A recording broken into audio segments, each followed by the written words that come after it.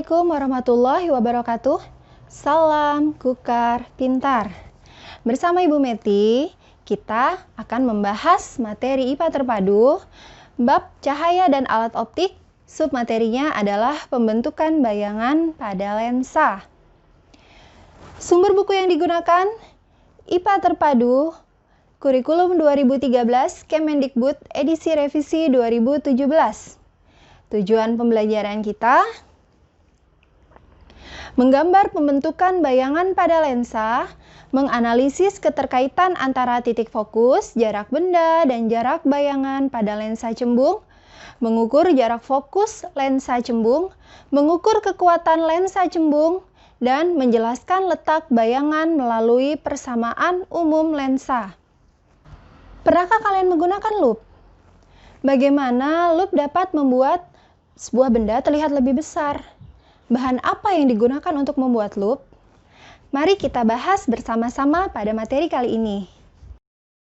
Lensa cembung adalah lensa yang memiliki bagian tengah yang lebih tebal dibandingkan dengan bagian tepinya.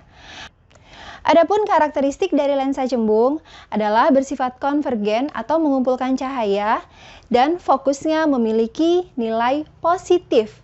Jadi fokus untuk lensa cembung itu sama seperti cermin cekung ya. Kalau cermin cembung itu sama seperti lensa cekung. Jadi untuk lensa cembung ini jenis fokusnya adalah positif.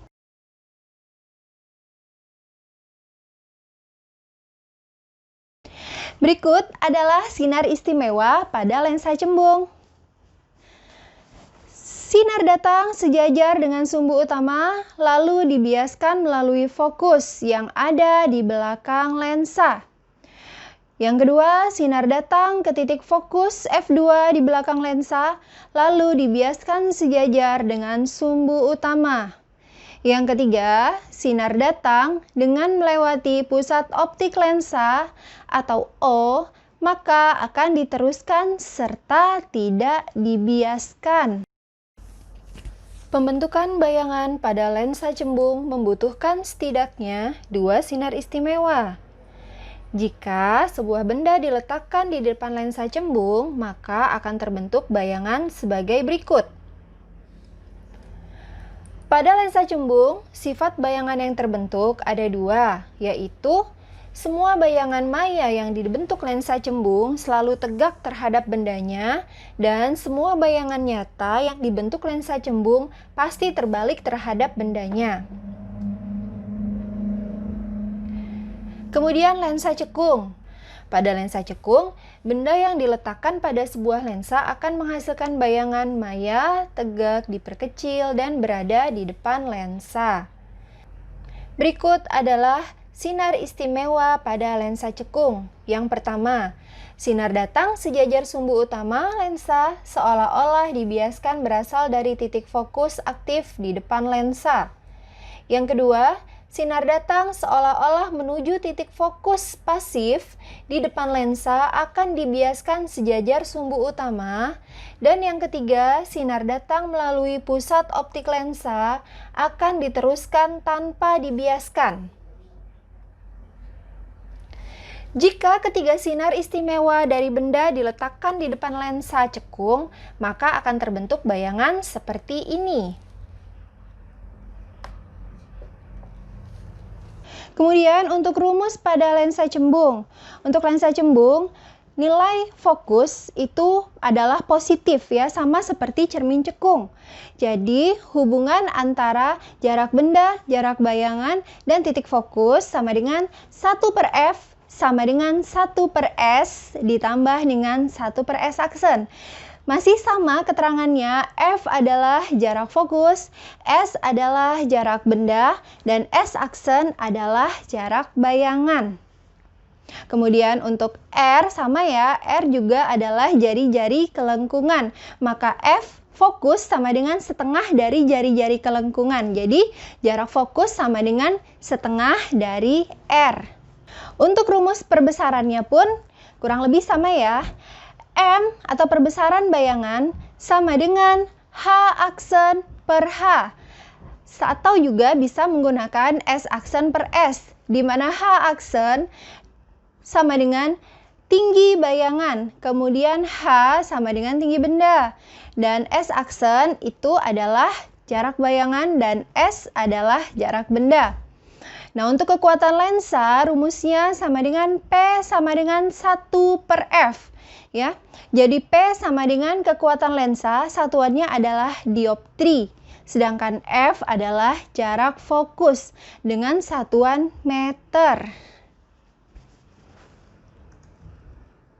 Untuk contoh soalnya, sebagai berikut. Sebuah benda dengan tinggi 3 cm terletak 12 cm di depan lensa cembung yang memiliki jarak fokus 8 cm. Hitunglah tinggi bayangan. Penyelesaiannya diketahui H sama dengan 3 cm, S sama dengan 12 cm, dan F adalah 8 cm. Yang ditanya H aksen tinggi bayangan ya. Maka untuk menentukan tinggi bayangan, elemen-elemen yang harus kita ketahui terlebih dahulu adalah jarak bayangan dan perbesaran bayangan. Sesuai dengan persamaan yang tadi kita sudah bahas. Nah, kita cari dulu jarak bayangannya. Untuk jarak bayangan, kita menggunakan rumus 1/S aksen sama dengan 1/F dikurang 1/S. Jadi 1/S aksen sama dengan 1/8 dikurang 1/12. Ya, jadi antara 8 dan 12 ini kita samakan dulu penyebutnya. Jadi 1/S aksen sama dengan 3/24 dikurang 2/24. Jadi 1/S aksen sama dengan 1/24. Maka S aksen sama dengan 24/1. Kita balik ya, karena yang kita cari adalah S aksennya. Jadi S aksennya sama dengan 24 cm. Untuk perbesaran bayangan, rumusnya M sama dengan S aksen per S. Ini ada tanda mutlak, berarti harus positif ya. Kemudian M sama dengan S aksennya 24, S-nya sama dengan 12. Maka M sama dengan 2 kali. Maka bayangannya diperbesar 2 kali dari besar bendanya. Dari dua perhitungan di atas kita peroleh S aksennya 24 cm dan M-nya perbesarannya sama dengan 2. Sehingga tinggi bayangan dapat kita tentukan dengan cara M sama dengan H aksen per H. M-nya dapat 2 ya. 2 sama dengan H aksen per 3. Maka H aksen sama dengan 2 dikali 3. Maka didapat tinggi bayangannya adalah 6 cm. Kemudian untuk kekuatan lensa, kita juga punya contoh soal. Berikut. Berapakah kekuatan lensa sebuah lensa bikonveks dengan jarak titik fokus 10 cm? Penyelesaiannya, kalau lensanya bikonveks itu berarti lensa cembung ya, sehingga fokusnya akan bernilai positif ya. Jadi fokusnya diketahui adalah 10 cm.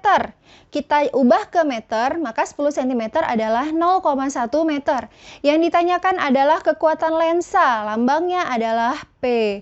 Maka P sama dengan 1/F. Maka P sama dengan 1/0,1. Jadi sama dengan 10. Jadi lensa tersebut memiliki kekuatan 10 dioptri. Kemudian, manfaat dari lensa cembung dalam kehidupan sehari-hari. Yang pertama, orang yang tidak dapat membaca pada jarak normal atau 25 cm ya, akan menggunakan lensa ini supaya bisa membaca dalam jarak yang normal. Kemudian, astronom juga akan menggunakan teropong yang terbuat dari 2 buah lensa. Jenis ini dalam pengamatan benda-benda langit agar tampak lebih jelas. Kemudian ahli biologi dan pekerja di laboratorium juga akan menggunakan mikroskop yang menggunakan lensa cembung. Kemudian juga digunakan untuk membuat api dengan memanfaatkan sinar matahari.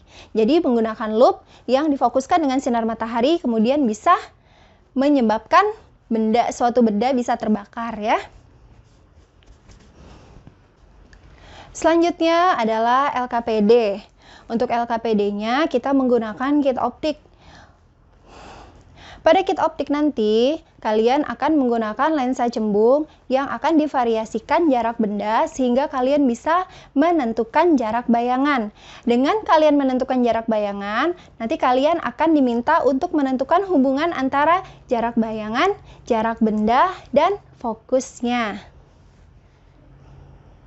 Yang terakhir adalah mind mapping. Silahkan membuat mind mapping dengan format seperti ini.